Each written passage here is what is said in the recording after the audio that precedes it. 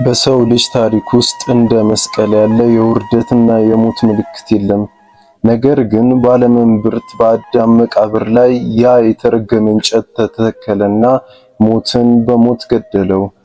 ፀሐይ ብርሃኗን የነሳችበት፣ ምድር የተናወጠችበትና ሰማያዊው ንጉሥ ለሰው ልጅ ፍቅር ሲል ራቆቱን የተሰቀለበት ያ ሰዓት ከ2000 ዓመታት በፊት በቀራንዮ ምን ተከስቶ ነበር? መጽሐፍ ቅዱስ የሚነግረን እውነት እንዳለ ሆኖ በጥንታውያን ድርሳት ውስጥ የተደበቁት አስደናቂ ታሪኮችስ ምንድናቸው? ዛሬ ከጌታ ስቅለት ጀምሮ እስከ መስቀሉ መገኘትና ግሸን ደብረ ከርቤ ድረስ ያለውን ታሪክ በጥልቀት እንመረምራለን። እስከ መጨረሻው አብራችሁን ቆዩ። ሰላም የአትሮኖስ ቲዩብ ቤተሰቦች እንደምን አላችሁ? የእግዚአብሔር ጸጋና ሰላም ከሁላችንም ጋር ለዘላለሙ ይኖር። ለቻናላችን አዲስ ከሆኑ ሰብስክራይብ በማድረግ ቤተሰብ ይሁኑ። ቪዲዮውን ላይክ በማድረግና ለሌሎች እንዲደርስ በማድረግ የመንፈሳዊ በረከት ተሳታፊ ይሁኑ። ወደ ዛሬው ምስጢሮች እንለፍ። ዓርብ ስቅለት፣ የሰው ልጅ ድህነት የተከናወነባት ታላቅ ቀን። በጲላጦስ ዘመን ጌታችን መድኃኒታችን ኢየሱስ ክርስቶስ ለሰው ልጅ በገባለት ቃል ኪዳን መሰረት ትንቢቱን ይፈጽም ዘንድ መከራን ተቀበለ። ጲላጦስ በ3 ሰዓት ይሰቀል ዘንድ ሲፈርድበትም መስቀሉን ተሸክሞ በዕብራይስጥ ጎልጎታ ወደ ተባለው ቀራንዮ ወደሚባል ቦታ ወጣ። ዮሐንስ 19:17። ይህ የራስ ቅል ስፍራ የተባለው ቦታ ቀራንዮ ዝም ብሎ የተመረጠ ቦታ አልነበረም። የታሪክ ድርሳናት እንደሚነግሩን ይህ ቦታ የቀድሞ የአባታችን የአዳም አጽም የተቀበረበት ቦታ ነበር። የአዳም አጽም ከልጅ ልጅ ሲተላለፍ ቆይቶ ኖህ ጋር ደረሰ። ኖህም በመርከብ ውስጥ እንደ ታቦት አክብሮት ቆይቶ በኋላም መልከ ጼዴቅ በዛ ስፍራ ላይ ቀብሮታል። ጌታችንም በአዳም የራስ ቅል ላይ ደሙን በማፍሰስ ሊያድነው ያንን ከባድ መስቀል ተሸክሞ በዳገቱ ላይ ተንገላታ። አይሁድ በቀራንዮ ዳገት ላይ እየገረፉ ከጫፍ አደረሱት። አይኖቹ እያዩ እጆቹንና እግሮቹን ተሸነከሩ። በዕለተ ዓርብ ቀን 6 ሰዓት ላይ ፀሐይ በሰማይ መካከል ሆና ጥላ በጠፋበት ሰዓት ጌታችን ተሰቀለ። ከ6 ሰዓት እስከ 9 ሰዓት ድረስ ግን ድንገት ዓለም በጨለማ ተዋጠች። ፀሐይ፣ ጨረቃና ከዋክብት የፈጣሪያቸውን ርቃን ላለማየት ብርሃናቸውን ከለከሉ። ማርቆስ 15:33። በዚያ አስፈሪ ሰዓት በጌታ ግራና ቀኝ 2 ወንበዴዎች ተሰቅለው ነበር። በግራ የተሰቀለው ዳክረስ ወይንም ጌስታስ ይባላል። በጌታ ላይ አንተስ ክርስቶስ አይደለህምን? ራስህንም እኛንም አድን ሉቃስ 23:39 እያለ ሲዘባበት ነበር። በቀኝ የተሰቀለው ግን ታምራቱን አይቶ አመነ። አቤቱ በመንግስት በመጣ ጊዜ አስበኝ፣ ተዘከረኒዮ እግዚኦ አለው። ጌታችንም የደም ማኅተሙን ሰጥቶ ዛሬ በገነት ከኔ ጋር ትሆናለህ አለው። የሚገርመው የታሪክ ክፍል ግን ፈያታዊ ዜማን የቀኝ ወንበዴው ገነት ሲገባ የገጠመው ነው። የገነት ጠባቂው መልአክ ቆሞ አንተ ማነህ? አዳም ነህ? አብርሃም ነህ? ወይንስ ይስሐቅ ብሎ ጠየቀው። የእነዚህን ጻድቃን ያህል ሥራ አለህን ለማለት ነበረ። ወንበዴው በዚያች አጭር ቃል ምስክርነትና በጌታው ስለታመነ በጌታ ቃል ኪዳንና በደሙ ማኅተም ገነትን የወረሰ የመጀመሪያው ሰው ሆነ። በቀራንዮ ኮረብታ ላይ ጌታችን በመስቀል ላይ ሆኖ እጅግ ልብ የሚነካ አደራን ሰጠ።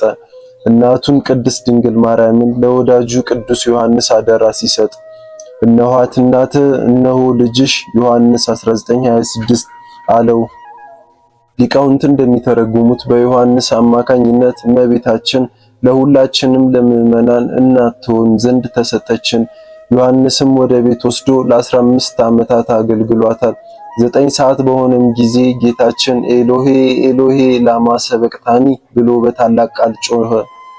ያን ጊዜ የሮማውያን ወታደር በሰፍነግ ቆምጣጤን አረሱት። በመጨረሻም ሁሉ ተፈጸመ ብሎ አንገቱን ዘንበል አድርጎ ቅድስት ነፍሱን በፈቃዱ ከስጋው ለየ። በዚህ ሰዓት ነው እንግዲህ ድንቅ ተአምር የሆነው። ለንጊኖስ የተባለው ወታደር የጌታን ጎን በጦር ሲወጋው ትኩስ ደምና ቀዝቃዛ ውሃ ፈሰሰ። ለንጊኖስ አንድ አይኑ የማይበራ የጠፋ ነበር። ነገር ግን ከጌታ ጎን የፈሰሰው ደም በአይኑ ላይ ሲረጭ ወዲያውኑ አይኑ በራለት። መላእክትም ያንን የጌታን ደም በጽዋ ቀድተው በዓለም ላይ ረጩት። ዛሬ ቤተክርስቲያን የሚታነጸው ያ ደም በነጠበበት መሰረት ላይ እንደሆነ ቅዱስ ጳውሎስ ይመሰክራል። የዮሴፍና የኒቆዲሞስ ድንቅ ገጠመኝ። አመሻሹ ላይ ዮሴፍና ኒቆዲሞስ የጌታን ሥጋ ከመስቀል አውርደው ሊቀብሩ ተዘጋጁ። በታሪክ ድርሳናት በተለይም በድርሳነ ማያዊ ላይ እንደተጠቀሰው ጌታን እንደ ፍጡር በሐዘንና በለቅሶ ሊገንዙት ሲሉ ጌታችን ዓይኑን ገልጦ አያቸውና እንደ ፍጡር ትገንዙኛላችሁን አላቸው። ከዚያም እንዲህ እያላችሁ አወድሱኝ ብሎ አስተማራቸው። ቅዱስ እግዚአብሔር፣ ቅዱስ ኃያል፣ ቅዱስ ሕያው የማይሞት እነርሱም ቅዱስ እግዚአብሔር፣ ቅዱስ ኃያል፣ ቅዱስ ሕያው የማይሞት እያሉ በመገረም ጌታን በታላቅ ክብር ገንዘው በአዲስ መቃብር አኖሩት። ይህ ቀዳሚት ሰንበት ቅዱስ ቅዳሜ ጌታ በመቃብር የዋለባት በመሆኑ እኛም እንደ ሐዋርያት የትንሣኤውን ብርሃን ሳናይ እህል አንቀምስም ብለን በጾም እናሳልፋታለን። ይህም የተሻረችው ቅዳሜ ትባላለች። የቄጤማው ምስጢርና የመስቀሉ ጉዞ ወደ ኢትዮጵያ። በዚህች ቅድስት ቅዳሜ ካህናቱ ቀጤማ ይዘው ምዕመናንን ያበስራሉ። ቄጤማው በምን ይመሰላል ካልን ከአባታችን ከኖህ ታሪክ ጋር ይያያዛል። ርግብ ቄጤማ ይዛ የጥፋት ውሃው መግደሉን እንዳበሰረች ሁሉ ዛሬም ካህናቱ ቄጤማ ይዘው የኃጢአት ውሃ ጎደለ፣ በክርስቶስ ትንሣኤ ነጻነት ታወጀ ብለው ያበስሩናል። ውድ አድማጮች አሁን የጌታን ነገር እዚህ ድረስ አይተናል።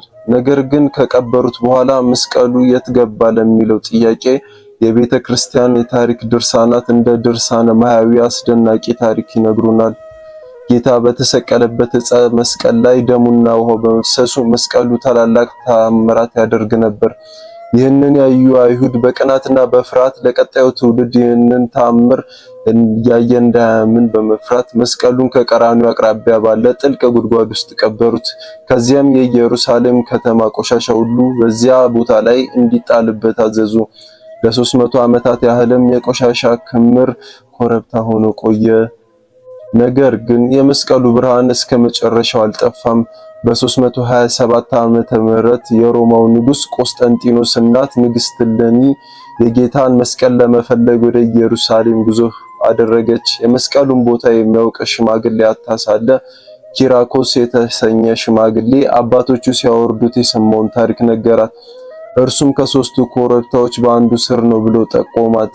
ንግስት እሌኒ የፈጣሪን ፍቅር ለመጠየቅ ደመራ አስለኩሳ ዕጣን አጠነች። የዕጣኑ ጢስ ወደ ሰማይ ወጥቶ ተመልሶ መስቀል ባለበት ቦታ ላይ አረፈ። ቁፋሮም ከተጀመረ በኋላ መስቀሉን ሲያወጡት የሞቱ በመነሳታቸው የታመሙ በመፈወሳቸው የጌታ መስቀል መሆኑ ተረጋገጠ። ውድ አድማጮቻችን ታሪኩ እዚህ ላይ አላበቀም። የግማደ መስቀሉ ወደ ኢትዮጵያ የመጣው በነገስታቱ በተለይም በአፄ ዳዊትና በአፄ ዘርዓ ያዕቆብ ጥረትና በግብጽ ኦርቶዶክስ ቤተክርስቲያን ስጦታነት ነው። መስቀሉ በኢትዮጵያ ብዙ ቦታዎች ከዞረ በኋላ በመጨረሻም አምብርኒ በከመ መስቀልኒ እንደ መስቀል ቅርጽ ባለ ቦታ አኑሪኝ የሚል መለኮታዊ ትእዛዝ ስለመጣ መስቀል ቅርጽ ባለበት ግሸን ደብረ ከርቤ ተቀምጧል። ዛሬም ድረስ በግሸን ደብረ ከርቤ ያ ክቡር መስቀል በታላቅ ክብር ይገኛል። ዛሬም ድረስ በታምራቱ ብዙዎችን እየፈወሰ እንደሆነ የዓይን እማኞች ይመሰክራሉ። የተወደዳችሁ የአትሮኖስ ቲዩብ ቤተሰቦች የመስቀሉ ታሪክ የፍቅር የስደትና የድል ታሪክ ነው። የውርደት ምልክት የነበረው እንጨት የድህነት ምልክት የሆነበት፣ የጠፋው ዓይን የበራበት፣ የአዳም አጽም በልጁ ደም የታጠበበት ታላቅ ምስጢር ነው። ዛሬ ያቀረብኩላችሁ ዝግጅት መንፈሳዊ እርካታ እንደሰጣችሁ ተስፋ አድርጋለሁ። በሚቀጥለው ቪዲዮ በሌላ መሳጭ ታሪክ እስከምንገናኝ ድረስ የጌታችን የኢየሱስ ክርስቶስ ቸርነት፣ የእመቤታችን የቅድስት ድንግል ማርያም አማላጅነት፣ የቅዱሳን መላእክት ጥበቃ ከሁላችንም ጋር ይሁን። አሜን።